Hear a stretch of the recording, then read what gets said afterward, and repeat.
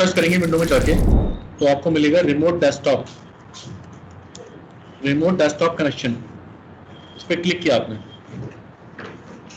ये मुझसे एक आईपी मांग रहा है, मैंने आईपी एड्रेस डाल दिया या फिर होस्ट नेम मशीन का नाम, और फिर ये यूजर नेम पासवर्ड पूछता है।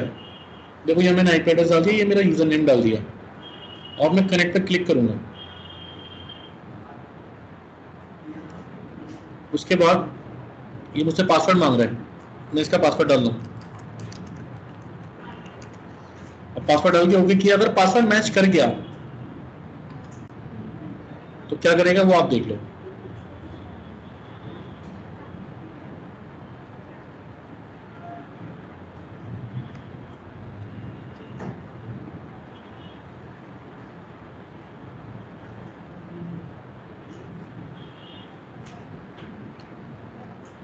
थोड़ा सा नेट की वजह से लग रहा है मुझे।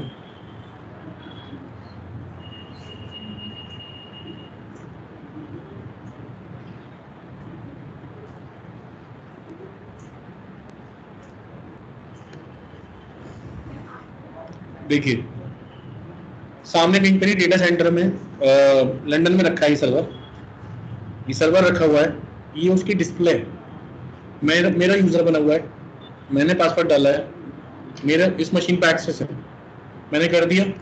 देखिए मेरी एक तो फिजिकल मशीन है जिस पे लिनक्स पड़ा है, लिनक्स पे मैंने डाल रखा है विंडो, ये मेरी मशीन है, ये वाली विंडो वाली, ये विंडो मेरा है।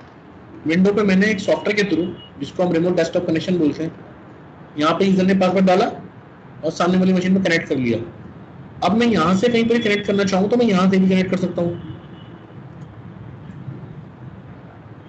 यहाँ पे फिर मैंने रिमोट डेस्कटॉप कनेक्शन बोला, अब इस सर्वर से दूसरे सर्वर पे जा सकता हूँ मैं, यहाँ मैं यूजर ने पासवर्ड डालूंगा,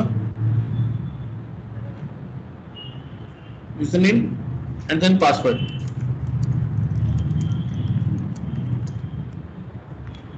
याद नहीं है इसका पासवर्ड, देखता हूँ मैच कर जाएगा, नहीं तो नहीं करेगा। हाँ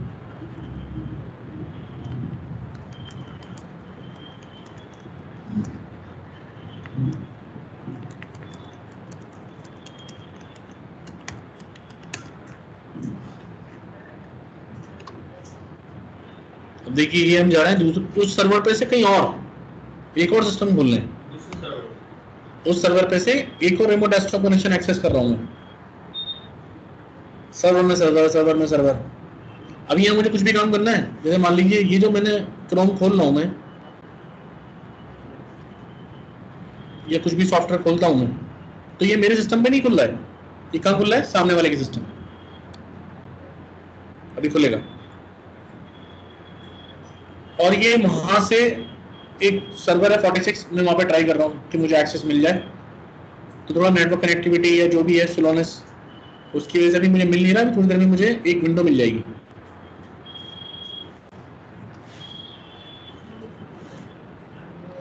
और देखिए ये सॉफ्टवेयर जो खोला है ये मैंने अपने सिस्टम पे नहीं खोला है, ये सॉफ्टवेयर जो भी मैंने अभी खोला है ये सामने वाले मशीन पे खोला है। ठीक है, समझ में आया आपको? तो इससे ये प्रूफ होता है कि ये वाले जो सर्वर होते हैं विंडो के, ये कैसे होते हैं, मल्टी टास्किंग के साथ साथ मल्टी यूजर। बट ये सिस्टम आप वाला सिस्टम नहीं है, मैं वैसे बता दूं।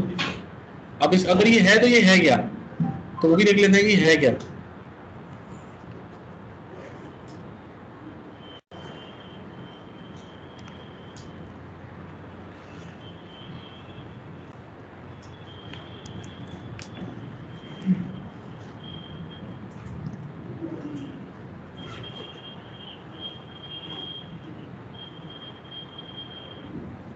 एक minute,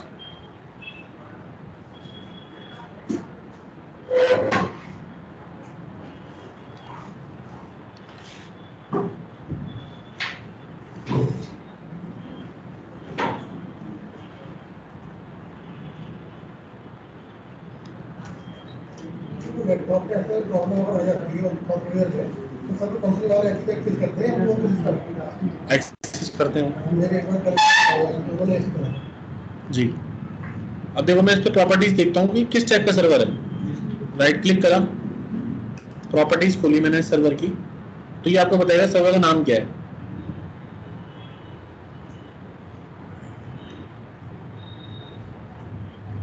Windows server 2012, Windows server, ठीक है, 2008, 2012, 2016, 18 ये वर्जन है इसके। R2 स्टैंडर्ड @2013 माइक्रोसॉफ्ट कॉर्पोरेशन 2013 का। इस सर्वर का नाम है विंडोज सर्वर 2012 R2। IBM ने खरीद रखा है इसको, मैन्युफैक्चर दे रखा है इसने, मॉडल नंबर दे रखा है, प्रोसेसर है इंटेल का Xeon processor, CPU E7 2.40 GHz, 4 processor लगे हुए हैं, 8 GB की रैम है, ठीक है। सिस्टम 64 बिट ऑपरेटिंग सिस्टम है, और इसका नाम भी लिखा हुआ है कि सिस्टम का नाम क्या है, और ये सिस्टम किस डोमेन में ऐड है सब लिखा है इसके अंदर। डोमेन वोमेन क्या है सब हम बाद में बताएंगे, समझ गया ना। और ये इसकी डिस्क की इंफॉर्मेशन है, अलग अलग डिस्क है।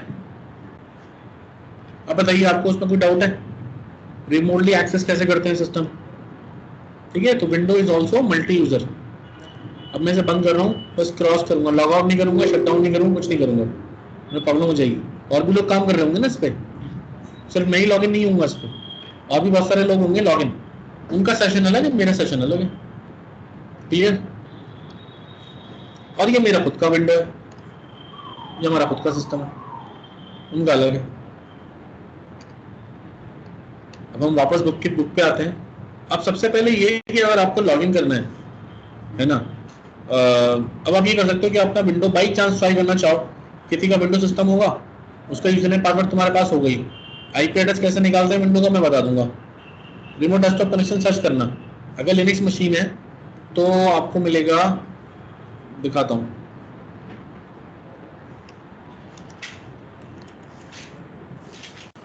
ये देख रहे हैं लिनक्स में ही आएगा, रिमोट डेस्कटॉप व्यूअर, इस पर क्लिक करो, कनेक्ट पे क्लिक करो, यहाँ आपसे IP पूछेगा, मशीन का सामने वाली मशीन का IP क्या है, IP लिख के कनेक्ट कर दो, यूजर ने पासवर्ड पूछेगा, मैच कर गया तो डिस्प्ले आ जाएगी। लेकिन अब प्रॉब्लम क्या है कि अगर डिस्प्ले आई तो क्या वो विंडोज सर्वर तो है नहीं, आपके पास आ गई तो उसका ब्लैंक हो जाएगा, सही है। यह हो सकता है आपके पास आ जाए उसका ही ब्लैंक, आपका ही ब्लैंक, फिर आपको डिस्कनेक्ट करना पड़ेगा, क्योंकि एक बंदा एक ही वक्त में काम कर सकता है, ठीक है। तो लिनक्स में भी होता है यही चीज, विंडो में भी होती है, ओके। उसके बाद कंपनी में जो सर्वर लॉगिन करते हैं तो कैसे लॉगिन करते हैं लिनक्स से, वो मैं आपको दिखा देता हूँ। आपको सर्च करना है टर्मिनल, जैसे मैंने बताया था। आप जब सिस्टम में लॉगिन करते हो, मतलब जब सिस्टम स्टार्ट करते हो तो आपको लॉगिन प्रॉम्प्ट आता है, आप उसमें यूजर नेम देते हो, पासवर्ड देते हो, लॉगिन कर जाते हो। एक तरीका तो ये हो गया। दूसरा तरीका ये है कि हम टर्मिनल खोल लिया और टर्मिनल से ही हम लोग एक SSH होता है कमांड, SSH सिक्योर शेल, इसमें एक सिंटैक्स होता है, वो मैं बता दूंगा आगे, उससे कनेक्शन बना सकते हैं। इसके अलावा एक सॉफ्टवेयर आता है छोटा सा जिसका नाम है पुट्टी। वो कैसा होता है, जब आप कंपनी में काम करने जाएंगे, आपके पास विंडो लैपटॉप हो तो कैसे करोगे, तो ये पुट्टी आप मेरे में पड़ा हुआ है, वरना मैं बता दूंगा आपको कैसे डालना है। मैंने पुट्टी खोला, अभी खुल जाएगा, कमांड से भी खुल जाएगा, और यहाँ जाके आप सर्च करेंगे तब भी पुट्टी का आइकन मिल जाएगा आपको। खुल जा भाई, कहाँ है,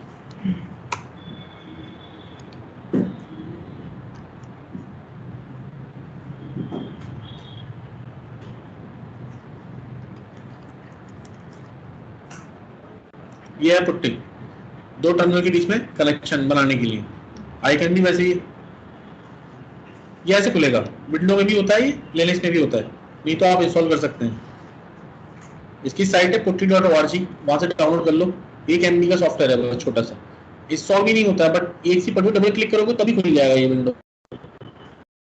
यहाँ पर आपको मशीन का एड्रेस डालना होता है, तो ऐसे डालना, जैसे मान लो मैंने अपने ही मशीन का IP एड्रेस निकाल लिया, मेरा IP एड्रेस जो है ये है, अपनी ही मशीन पे कनेक्शन बना लेता हूँ।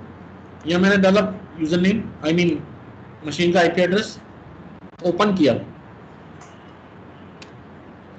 फर्स्ट टाइम ही आपसे की एक्सेप्ट करवाएगा, एक्सेप्ट कर लो।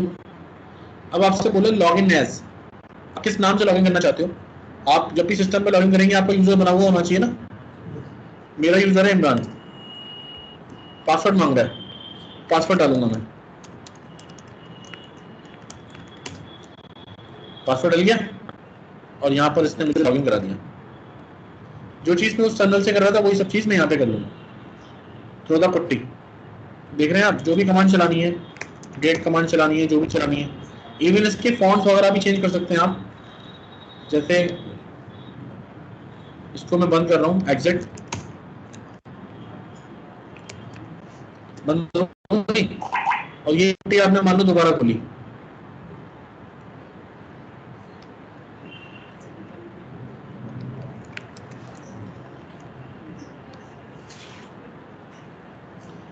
तो आप यहाँ अपीयरेंस में जाएंगे, विंडोज, कलर्स, इसका बैकग्राउंड फोरग्राउंड सब चेंज कर सकते हो। फॉन्ट्स, कौन सा फॉन्ट चेंज करना हो, मोनो स्पेस लगा हुआ है, आप दूसरा फॉन्ट लगा सकते हो, कोई भी जो भी आपको ठीक लगे। जैसे मान लो मैंने कर्सर वाला फॉन्ट लिया तो ऐसा होगा, ये ऐसे होगा, डिफरेंट डिफरेंट फॉन्ट दिखा रहा है, जो आपका फॉन्ट ठीक लगे। बोल्ड करना है, साइज बढ़ाना है, सेटिंग कर दी, वापस सेशन पे आए, आईपी डाला, दोबारा ट्राई कर लो, बढ़िया है स्क्रीन।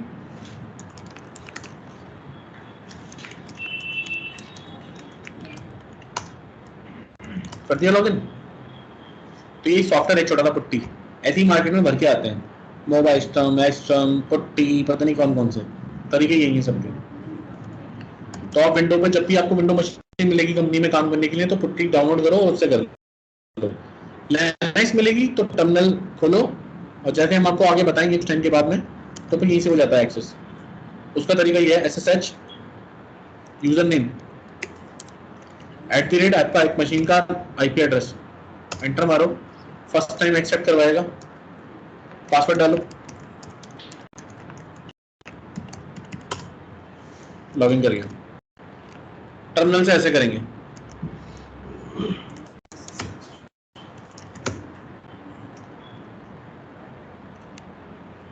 और सॉफ्टवेयर से मैंने आपको बता दिया। कोई डाउट है इसके अंदर तो पूछो। कोई डाउट? हाँ, मेरे सिस्टम ही बना है यूजर।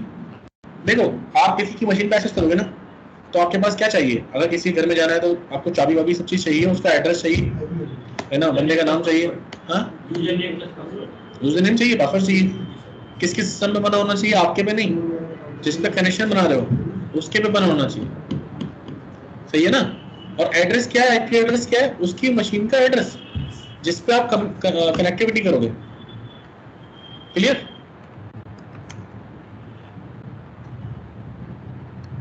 तो देखिए यहाँ पे लॉगिन कमांड दिखा रहा है, अभी लॉगिन कमांड काम नहीं करती, पहले करती होगी कभी। ओके, एक हमारे यहाँ पर ये तो होता है रिमोटली कनेक्शन बनाने के लिए, रिमोट पे SSH से या पुट्टी से। आपको लोकली स्विच करना हो ना यूजर, अभी आप इमरान में हो, आपको ऑरेकल यूजर में जाना है, तो फिर ये कमांड है SU switch user hyphen space hyphen space, और जिस यूजर में SU यूज होती है लोकल सिस्टम पे, आपके खुद के सिस्टम पे, रिमोट सिस्टम के लिए SU यूज नहीं होती।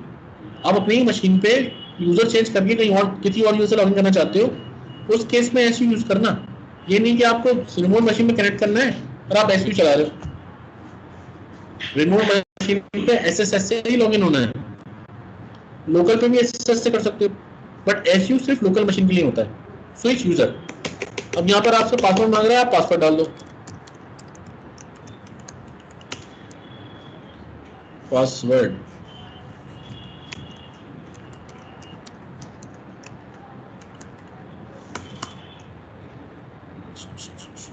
पासवर्ड क्या है इसका,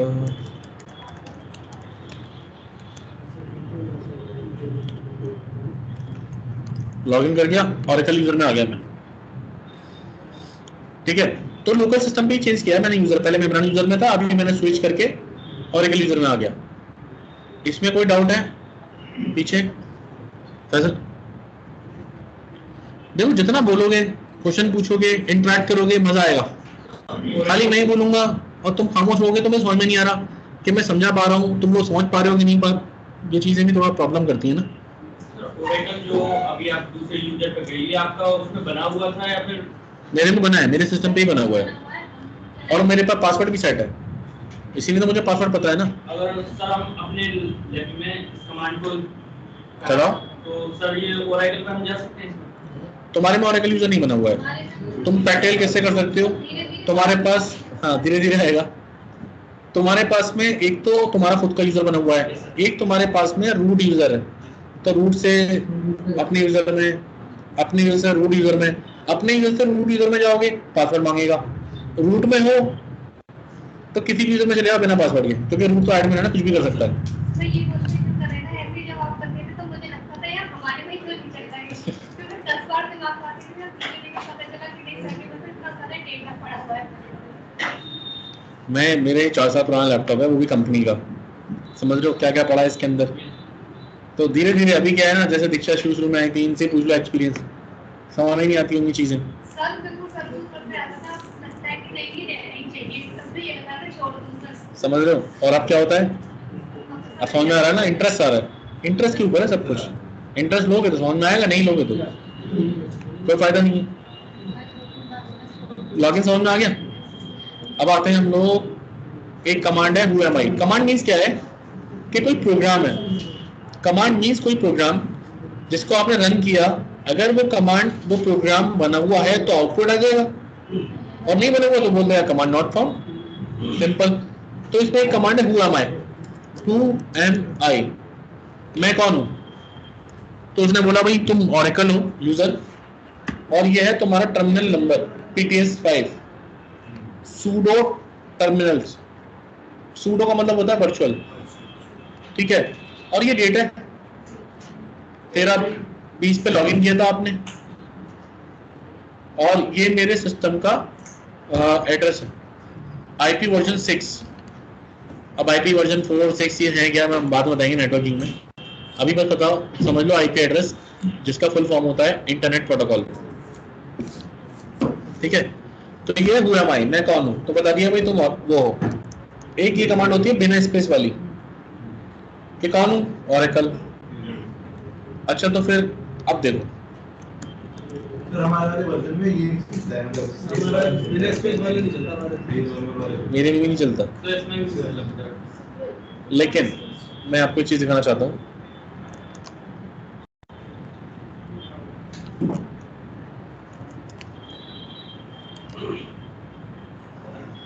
अभी मैं मेरा यूजर में हूं, अब मैं एसयू करके और ऑरेकल यूजर में जा रहा हूं। नहीं एसयू से नहीं, चलो एसयू से कर लेते हैं।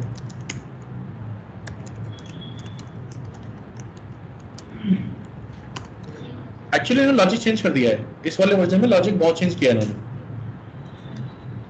8.3 में।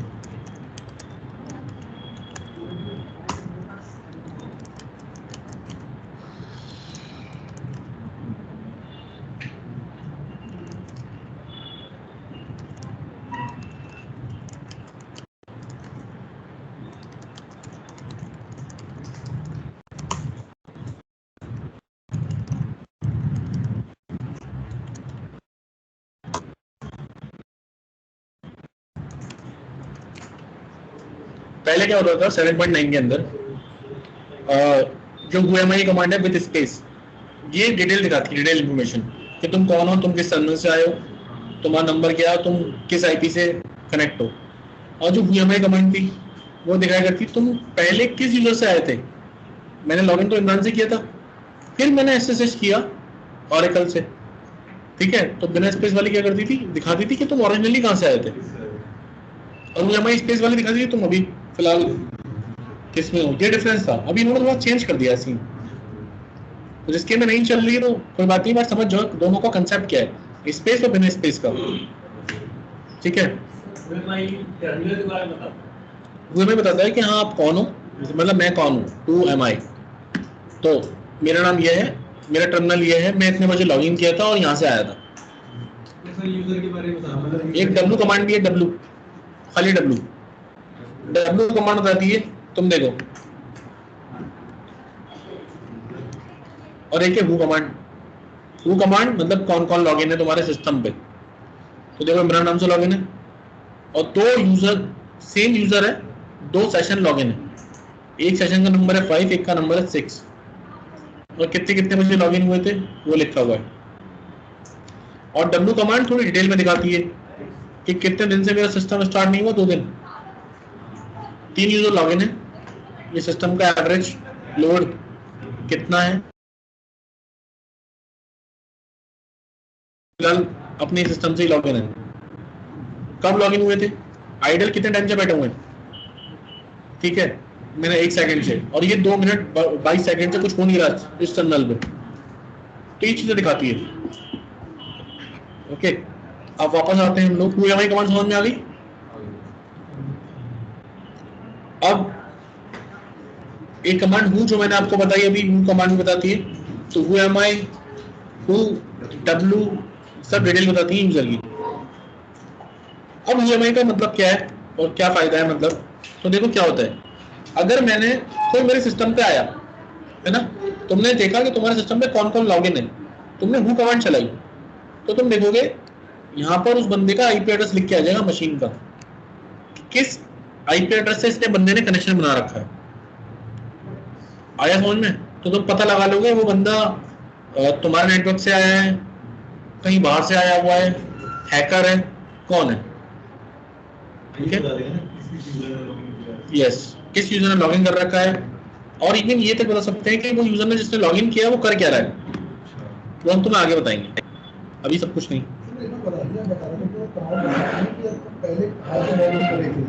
हुआ भाई बिना स्पेस,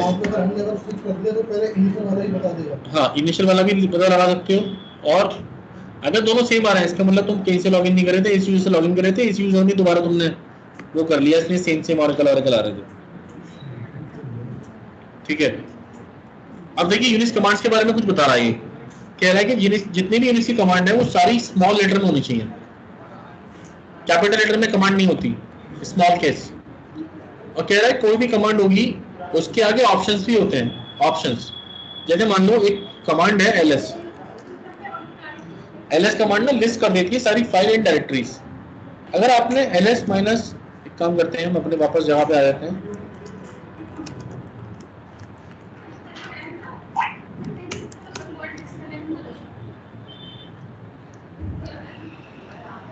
कॉल कैसे डिस्कनेक्ट हो,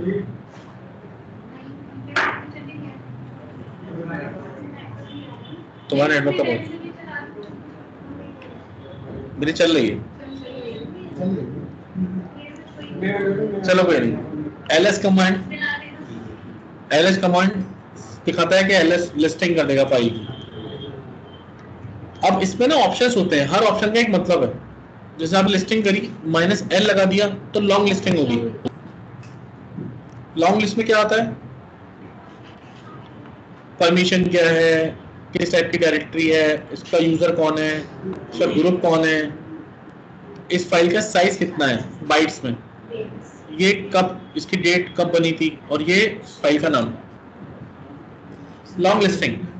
तो इसने बोला, मैं तुम्हें समझाऊंगा डिटेल में आगे सब कुछ आएगा, इसने बोला कि -l ऑप्शन, ये क्या है, -l इज ए ऑप्शन जो तुमने कमांड के आगे पास कराया, और ऑप्शन और कमांड के बीच में स्पेस आता है, ध्यान रखना, तुम ऐसे नहीं कर सकते ls -l, तेरा कमांड नॉट फाउंड, वो समझ रहा है ls -l एक कमांड है, तुम बताओ कि ls space, ls is command and -l is A option, समझ गया आप, नहीं माइनस और जो ऑप्शन है वो उसमें स्पेस नहीं आएगा। इन्होंने एक चीज और बताई है आगे कि मल्टीपल ऑप्शन भी हम यूज कर सकते हैं, इससे देखो ls -a मतलब होता है कि करंट डायरेक्टरी जो फोल्डर है तुम्हारा, यूनिक्स में आप फोल्डर को डायरेक्टरी बोलते हैं, तो उसमें ना और भी डायरेक्टरीज बनी हुई है जो कि हिडन है, जिस फाइल के आगे जो डायरेक्टरी के पहले डॉट लगा हुआ होता है यूनिक्स के अंदर, वो हाइड हो जाती है, वो आपको दिखती नहीं है, और अगर आपने डॉट हटा दिया उसके स्टार्टिंग में तो वो अनहाइड हो जाएगी, आपको दिखेगी। जब आप ls कर रहे थे तब तो आपको नहीं दिखी, आपको वही फाइल दिखा रहा है, जब ही -a करा तो हिडन फाइल भी दिखाने लग गया, हिडन डॉट है और एक डॉट है, डॉट और डॉट डॉट क्या है हम आगे बताएंगे। अब इसमें मुझे और भी ऑप्शन देखना है कि लॉन्ग लिस्ट कर दो, हेडिंग तो दिखा है बट डिटेल में दिखा है, तो तुम देखो डिटेल में दिखा दी, तो मान लो अगर तुम चाहते हो कि दोनों ऑप्शन अलग अलग भी यूज कर लूं, और अगर एक साथ करना हो तो कैसे करें, तो हाइफन लगेगा एक और ऑप्शन मिल जाएंगे। अब ये दोनों तो सेम ही आउटपुट है, तो मैं ऐसे करना है ऐसे कर लो, अलग अलग भी करना है अलग अलग भी करना है। समझे मुझे? एलएस में जो ऑप्शंस हैं, अगर आप मल्टीपल ऑप्शन लगाना चाहते हैं, आप -L space -R space -T space, तो जितने भी ऑप्शंस हैं काम कर सकते हो। बट मल्टीपल स्पेस यूज कर ऑप्शन यूज करना चाहते हो तो बेटर है कि सिंगल हाइफन लगाओ और उसी में सारे ऑप्शन जोड़ दो। आ रही है समझ में बात? वैसे तुमसे क्वेश्चन आने चाहिए, क्वेश्चन नहीं आते तुमसे। मैं चाहता हूँ तुम पूछा करो सबसे पीछे। फैसल ही तो नाम है आप? और भी फैसल है? आपका भी नाम फैसल है क्या? हाँ फैसल। तो पूछा करो यार, ना उस क्लास में आते हैं ना इस क्लास में आते हैं, बात करा करो, हमसे क्या नाराजगी है? ठीक है, आप समझ गए मैंने क्या बोला? ऑप्शन अगर आपको मल्टीपल यूज करने हैं, आप अलग अलग करना चाहें तो अलग अलग हाइफन लगाने पड़ेंगे स्पेस देके, और एक साथ करना चाहे तो सिंगल हाइफन लगाओ और सारे ऑप्शन एक साथ जोड़ दो, आपको जो बेस्ट लगे। दोनों का काम सेम है। ये हर कमांड के अलग अलग ऑप्शंस, जब प्रोग्राम बनाया गया था ना, एक कमांड बनाई गई थी, अब उसमें हर कमांड के अलग अलग ऑप्शंस हैं और हर ऑप्शंस का अपना ही यूज है। अब जैसे आप गूगल पे आके सर्च करो कि एलएस कमांड क्या करती है, बता देगा वो। एक यूनिक्स का भी गूगल है जिसको हम बोलते हैं man. Man is A short of manual. Manual होता है ना, मैनुअल जिसमें सब डिटेल लिखी होती है। आपने मैन लिखा उसके बाद एलएस लिख दिया, man is a command, and then LS command के बारे में जानना है आपको, एंटर मारो तो देखो ये बता रहा है नेम क्या है, एलएस। एलएस क्या करता है? लिस्ट कर देता है डायरेक्टरी कंटेंट्स, डायरेक्टरी में जो भी कुछ पड़ा है सब दिखा देगा। सिनॉप्सिस क्या है? एलएस लिखो, फिर ऑप्शन देना चाहो ऑप्शन दे दो, और किस फाइल को देखना चाहते हो आप वो दे दो। फिर इसमें दिया ऑप्शंस। अब ऑप्शन तो भर के हैं इसके अंदर, हर ऑप्शन का अपना एक यूज है। तुम देखना कितने ऑप्शन है और हर ऑप्शन का अपना यूज है। क्यों कर दोगे तो क्विट करके बाहर आ जाएगा। लेकिन हमें सारे ऑप्शन हर कमांड करने बैठ गए, सारे ऑप्शन तो बनाने वाले को नहीं पता, मुझे नहीं पता सारे क्या, मुझे तो मैं पढ़ा देता हूँ फिर भूल जाता हूँ कुछ ऑप्शंस। तो हमें वही ऑप्शंस पढ़ने जो जरूरत है, जो बताए जाएंगे, बाकी तो ध्यान ही नहीं देना। तो ऑल यूनिक समझ गया? कमांड सारी स्मॉल लेटर में होंगी, ऑप्शन का समझा दिया मैंने। फिर इसने बोला कि वही चीज के दो या दो से ज्यादा ऑप्शंस अवेलेबल हैं तो तुम एक साथ मिला के कर दो, सिंगल माइनस लगाओ और LA एक साथ लिख दो। फिर if you make a typing mistake press back space की टू स्केप द कैरेक्टर। मतलब मैंने कुछ ऐसा लिखा, कुछ टाइपिंग मिस्टेक कर दी तो बैक स्पेस की से ही कैरेक्टर डिलीट होता है, देख रहे हैं आप? फिर इसने बोला कैंसिल करना है आपको। मान लो आपने कुछ उल्टा सीधा लिख दिया, आप डिलीट नहीं करना चाहते, आप नई लाइन चाहते हो, नई लाइन Ctrl+C कर दो। Ctrl+C मींस कैंसिल, इंटरप्ट, ठीक है ना? इंटरप्ट। आप नई लाइन में आ गए, करते जाओ Ctrl+C, नई लाइन देता रहेगा। और डॉस तो छोड़ ही दो, डिलीट बटन, डिलीट। देखो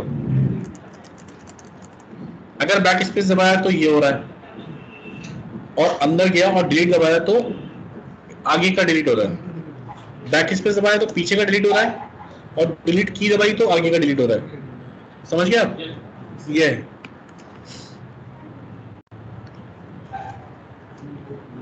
अब आई थी आपकी एक्सरसाइज और आपका चैप्टर फर्स्ट खत्म।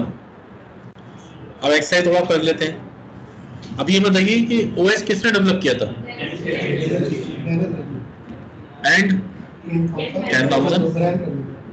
ब्रायन कार्नेगी ने डेवलप नहीं किया था, बट ब्रायन कार्नेगी ने नाम रखा था, ठीक है? Unix OS was first develop at, कहां पे डेवलप हुआ था? यूनिक्स ओएस, ये वाला छोड़ दो, ये मैंने पढ़ाया भी नहीं है, ये मैं बता दूं। यूनिक्स किस में लिखा है? डी वाला बताओ। ये ई छोड़ दो, एफ वाला बताओ। Unix is what? ठीक है, जी वाला छोड़ दो, आई छोड़ दो, जे वाला तो भी आना भी नहीं चाहिए, पता नहीं आगे का पीछे क्यों दे दिया है। इस पे आते हैं ट्रू फॉल्स। तो हमें बताना है कि ट्रू क्या है फॉल्स क्या है। यूनिक्स यूज सीरियल की मल्टीटास्किंग सपोर्ट करे, ये छोड़ दो। Unix support multitasking by giving time slice, ये भी छोड़ दो, मेमोरी का क्वेश्चन है, एडमिन का क्वेश्चन है ये।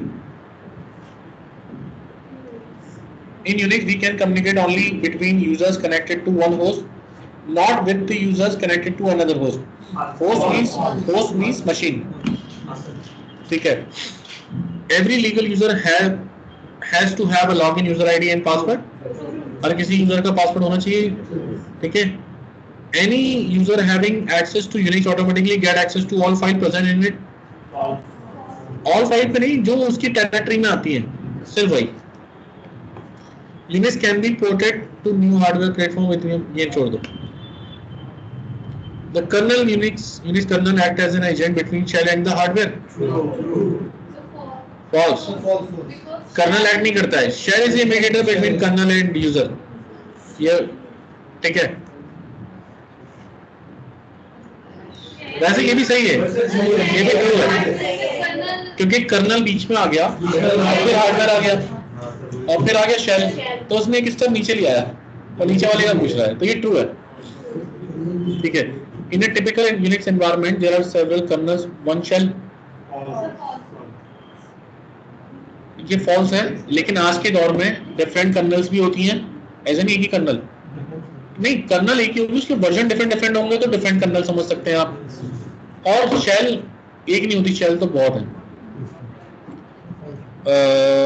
Bourne shell offers a command history feature. True. एक मिनट, SS पे गया मैं। SS means Bourne shell और BASS मतलब Bourne again shell, advance version. History command चलाओ, हिस्ट्री कमांड में कमांड हिस्ट्री फीचर है।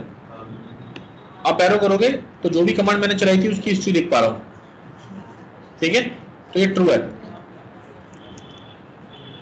हिस्ट्री कमांड आपकी बताती है कि आपने कौन कौन सी कमांड्स रन करी हैं, और आप एरो करोगे तो वो कमांड जो आपने रन करी थी उस सेशन में वो दिखाता रहेगा, इसलिए वो यूजर फ्रेंडली है।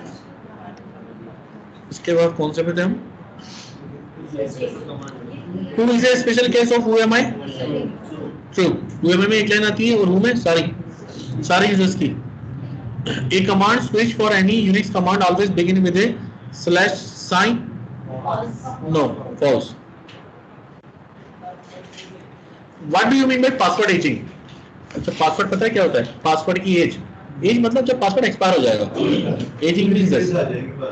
पासवर्ड एक्सपायर हो गया, this is ageing. What do you mean by multi user multitasking operating system?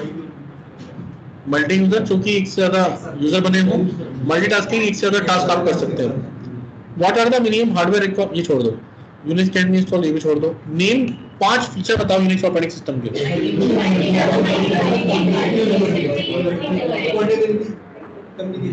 Which are the different ways of establishing a logical connection with a host machine? ये तो देखो मैंने आज करके भी दिखाया।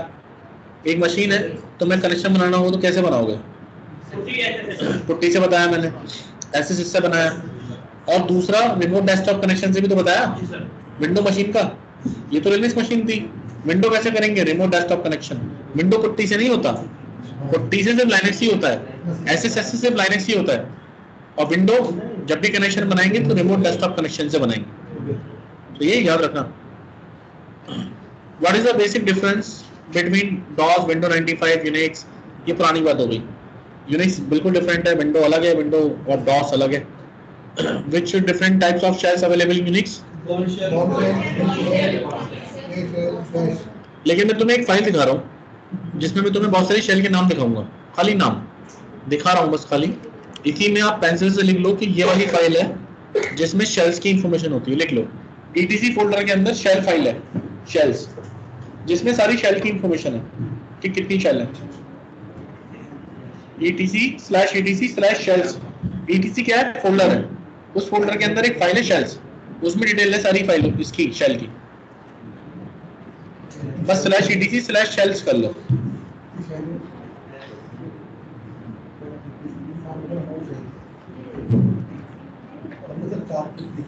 हाँ, तभी तो कह रहा हूँ बहुत है, ठीक है।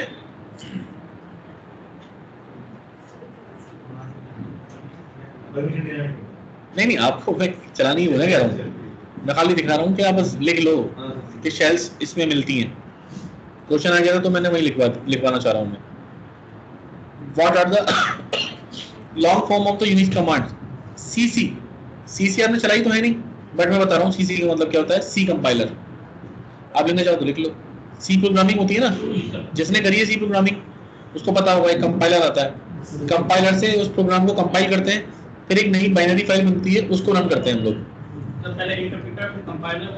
हाँ, तो ये सीसी का मतलब है। सीसी इज ए कमांड, पर इसका फुल फॉर्म है सी कंपाइलर। डीडी कमांड आगे आएगी, क्वेश्चंस पहले दे दिया यार। इसका फुल फॉर्म होता है disk dump. Disk dump, DUMP, DISK या DISC कर दो डिस्क, और डंप DUMP डंप। ग्रैब का फुल फॉर्म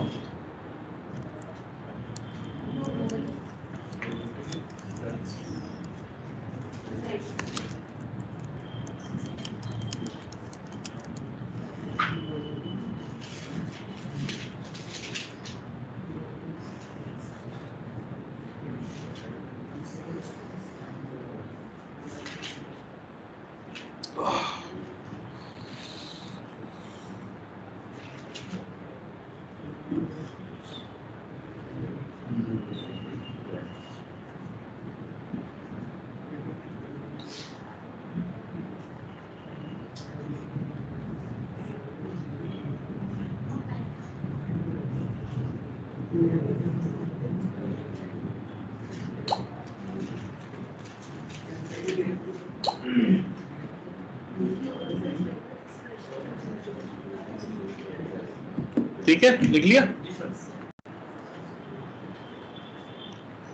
अच्छा, यूनिक्स की फुल फॉर्म तो शायद है, क्या है? यूनिप्लेक्स इंफॉर्मेशन कंप्यूटिंग सर्विसेज। अच्छा, देखता हूँ यार, मैंने भी कभी सर्च नहीं किया। असल में वो यूनिक्स का वाला है, CS।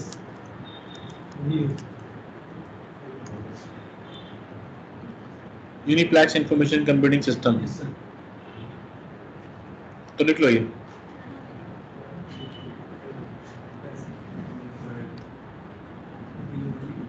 यूनिप्लेक्स information computing system.